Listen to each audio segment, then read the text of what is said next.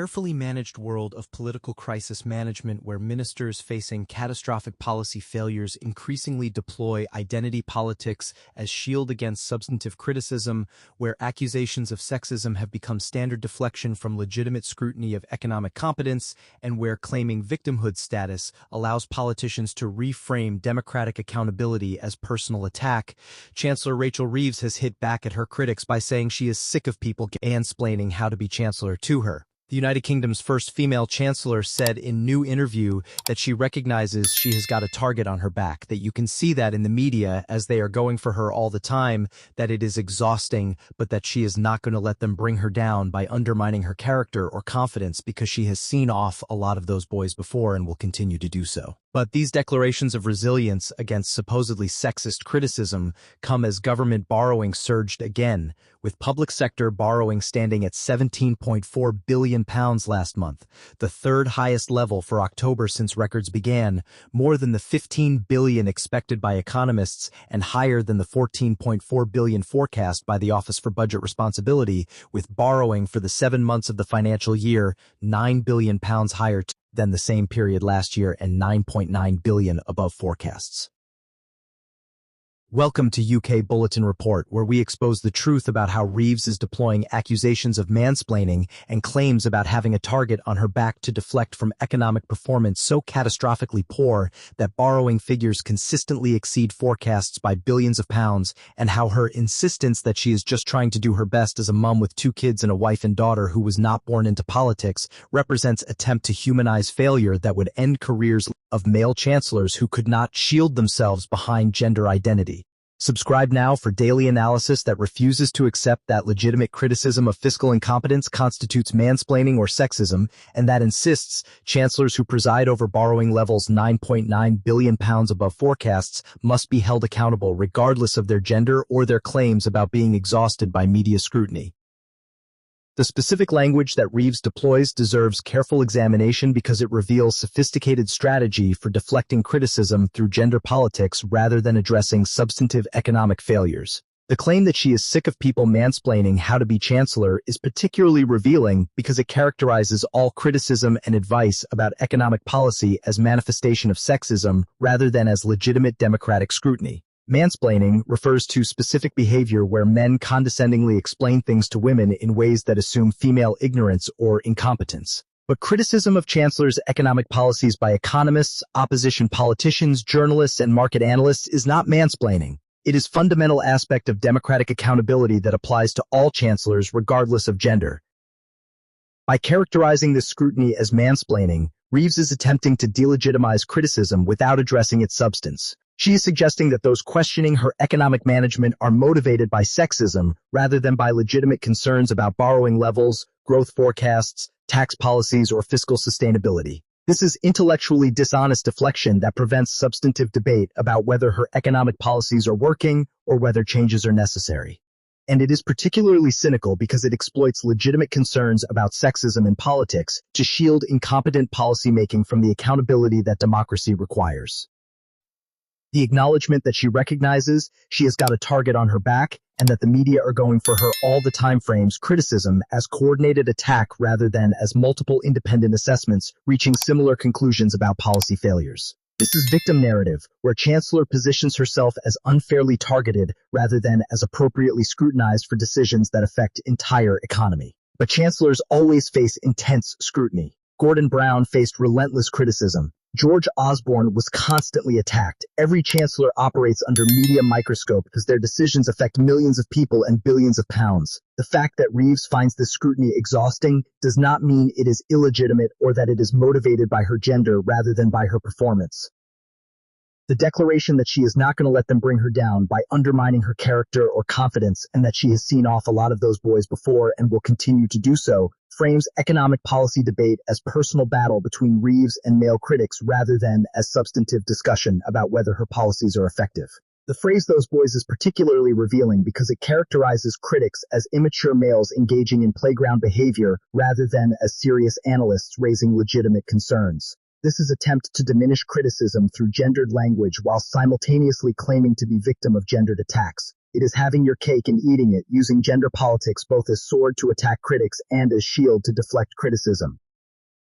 The statement that she is not a public personality, that she is not in show business, that she is the chancellor, attempts to position her as serious policymaker rather than as political performer. But the interview in which she makes these statements is itself exercise in public relations and political positioning. She is using high-profile media platform to deploy gender politics and personal narrative in defense of economic policies that are failing by objective measures. This is exactly the kind of political show business that she claims to reject, which makes the disavowal particularly ironic.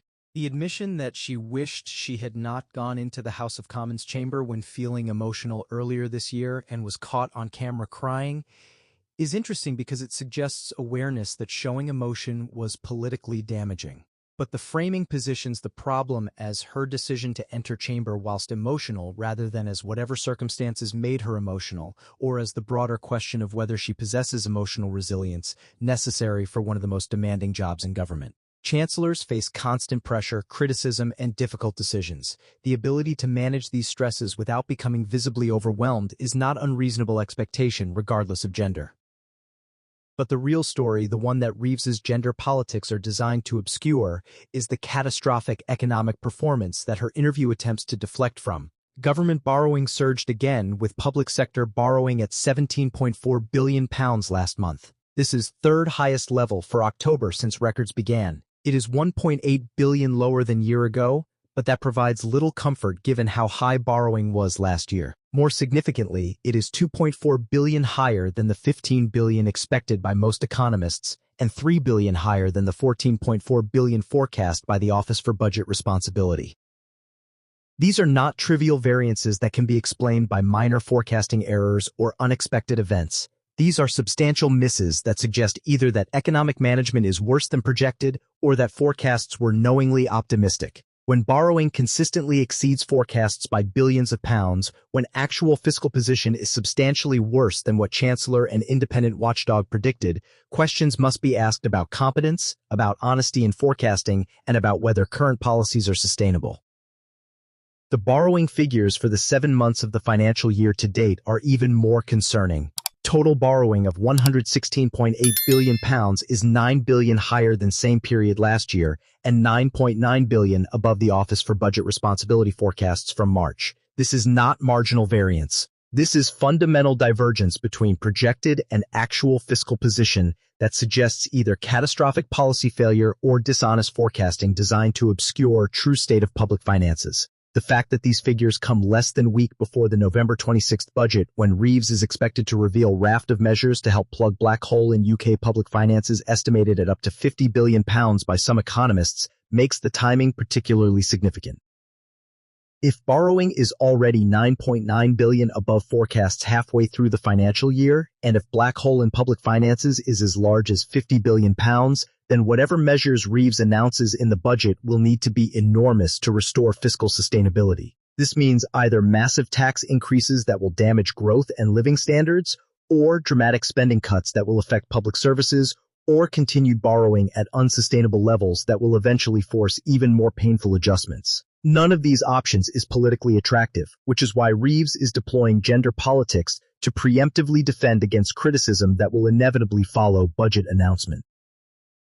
The characterization of criticism as mansplaining and as exhausting media campaign against her personally is designed to prime public to view budget criticism as sexist attack rather than as legitimate assessment of fiscal policy. This is sophisticated political strategy that weaponizes gender to create protective barrier around failed economic policies. It attempts to make criticism of Chancellor's decisions appear as attack on first female Chancellor rather than as democratic accountability that any Chancellor should expect and that fiscal failure demands. But this strategy only works if media and public accept the framing that criticism equals sexism. The evidence suggests otherwise. Reeves faces criticism not because she is woman, but because borrowing figures consistently exceed forecasts by billions of pounds, because economic growth is anemic, because her policies are failing to deliver the outcomes she promised. Male chancellors facing similar failures would face similar or harsher criticism. The fact that Reeves is woman does not insulate her from accountability for economic management that by objective measures is failing. The declaration that she has seen off a lot of those boys before and will continue to do so suggests that she views criticism as war to be won, rather than as information to be absorbed and acted upon. This is concerning attitude for Chancellor because it suggests defensiveness and unwillingness to adjust course when evidence indicates that current policies are not working. Effective chancellors respond to criticism by examining whether it has merit, by adjusting policies when necessary, by explaining decisions when criticism is unfounded. Dismissing all criticism as manifestation of sexism from boys who need to be seen off prevents this necessary process of democratic accountability and policy refinement.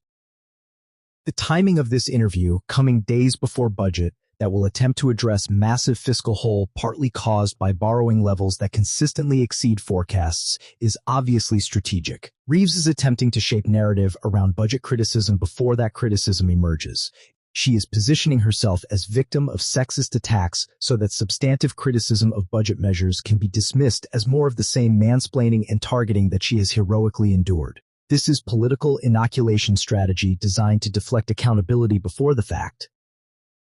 Rachel Reeves may be sick of people mansplaining how to be chancellor, but British public is sick of chancellors who preside over borrowing levels £9.9 billion above forecasts whilst deploying gender politics to deflect from economic failures. Her claims about having target on her back, about exhausting media scrutiny, about being mum with 2 kids just trying to do her best, are attempts to humanize incompetence and to transform legitimate criticism into sexist attack. But borrowing figures do not care about gender. Economic growth does not improve through accusations of mansplaining. Fiscal sustainability is not achieved by seeing off those boys. These require competent economic management, honest forecasting, and willingness to adjust course when evidence indicates policies are failing. Until Reeves demonstrates these qualities rather than deploying gender politics to shield failure from scrutiny, she will continue to face criticism that has nothing to do with her being woman and everything to do with her being chancellor whose economic policies are demonstrably not working.